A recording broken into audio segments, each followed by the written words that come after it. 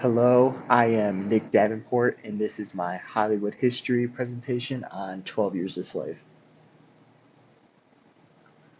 So the central argument for my paper was basically how accurately does the film 12 Years a Slave depict slavery?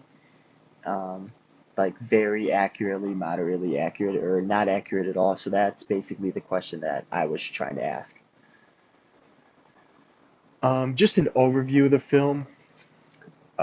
Solomon Northup lived in Saratoga Springs, New York. He had a family that consisted of his wife and his three kids. Northup was actually an exceptional violinist, and the downfall of his life kind of started when he was approached by Merrill Brown and Abram Hamilton, who worked in like a traveling circus, and he was also asked to work for money in this traveling circus in Washington, D.C. And while out at dinner, after one of the performances, they tricked Solomon Northup into getting a little bit too intoxicated, basically drugged him, kidnapped him, and essentially sent him into slavery in Louisiana. His first enslaver was William Ford. He was very kind of hard-hearted and was a religious man, but he still supported slavery. In the film, you could definitely see this as he cared for his slaves and cared for Solomon Northup. Um, However, Northup ended up getting into an altercation with Ford's carpenter, John Tibbets. Uh, this is when Ford ultimately sold him to Solomon Northup's next enslaver, Edwin Epps, since it was no longer safe on his plantation. Um, Edwin Epps was very different from William Ford. He was an extremely cruel man and really had no kindness in his heart. He was always beating his slaves and just making them feel worthless. Northup spent most of his years with Epps, however, but was finally set free after a man he knows came to the plantation with his freedom papers. And then plantation life, it was terrible. That's the best way to put it. It was terrible. Long hours, regardless of the conditions outside. Slaves weren't allowed to talk to each other or take breaks. There were overseers. Overseers were white men who supervised the fields to make sure that the slaves were basically staying on task and not falling behind. The slaves usually had a certain goal, especially on cotton fields, to reach a certain number, like a weight, a certain number of pounds. So basically, the overseers were making sure they stayed on task and get as close to that goal as possible. Uh, Daily Life of African American Slaves in the Antebellum South by Paul E. Teed also talks about the cruel life slaves lived on plantations and really goes in depth about it and kind of shows how well the film depicts plantation life. Next is going to be violence and punishment.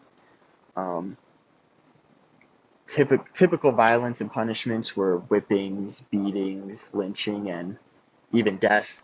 Um, Overseers would also do these type of punishments. Just as I was saying, if these slaves weren't following directions or taking breaks and not working as hard, they would do whippings, beatings, lynchings, and could possibly even kill the slaves. Usually, it was done by the masters or whoever owned the plantation. Uh, there was a there was a scene in the film where Northup was actually lynched because he got into the altercation with William Ford's carpenter. He ended up surviving, however, but it kind of just shows you how much power these white people have on these plantations and how they treat these slaves. Um, and then The Half Has Never Been Told: Slavery in the Making of American Capitalism by Edward Baptist does a great job of really going in depth about this and supporting the film. In terms of legal system, the legal system didn't really support black individuals and gave them very little protection, which ultimately allowed whites to kidnap them into slavery without repercussions. It was difficult for black Americans to testify in court since they either couldn't testify at all in the first place or they weren't allowed to use evidence they have against their kidnapper or really whoever they were taking to court. In 12 Years a Slave, when Northup is saved, nothing ended up happening to the enslaver. It was just more so that Northup was free, and Edwin Epps never really had any repercussions for his actions. Freedom at Risk: The Kidnapping of Free Blacks in America by Carol Wilson talks about how free black individuals were often kidnapped and sold into slavery, and it really also kind of depicts of how well, or shows how well the film did to showing the legal system and how unfair it was for um, enslaved Americans back then. And then in terms of accuracy and how well the film predicted life for a slave in the antebellum South, I'd say overall the film succeeds in accurately showing how enslaved people in the American South were truly treated. Um, it accurately depicts plantation life, the violence enslaved people endured, and the legal system that was really against Black Americans. And just overall, I really enjoyed the film. I enjoyed the memoir of Solomon Northup, and then also the other sources that I ended up reading about.